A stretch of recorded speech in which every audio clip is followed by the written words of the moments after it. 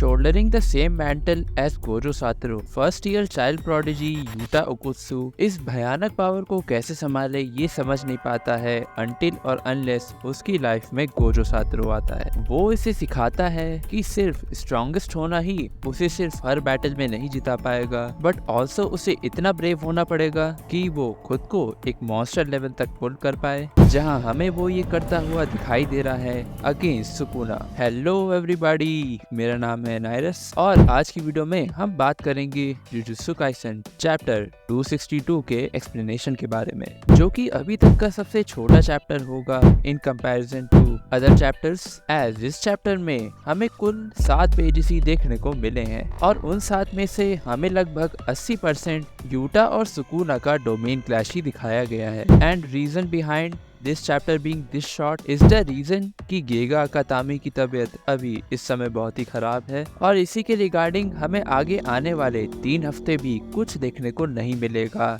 इस मांगा से।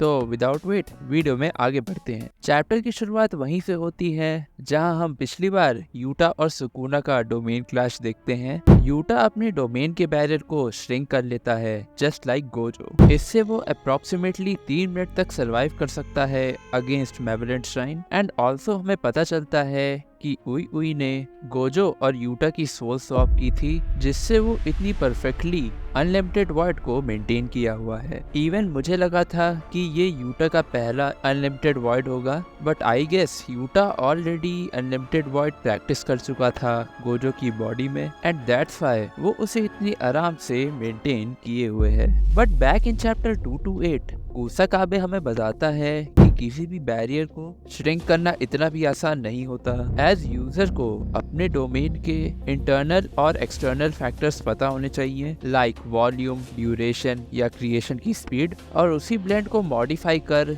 यूजर अपने डोमेन के बैरियर को कंट्रोल कर सकता है, जो कि अपने आप में एक बहुत बड़ी फीट है जो यूटा ओकुत्सु ने अचीव की है। एज गोजो को भी काफी टाइम लगा था इसे अचीव करने में in the prism realm, and यूटा ने तो ये बस 2 ही महीने में अचीव करके दिखा दिया है।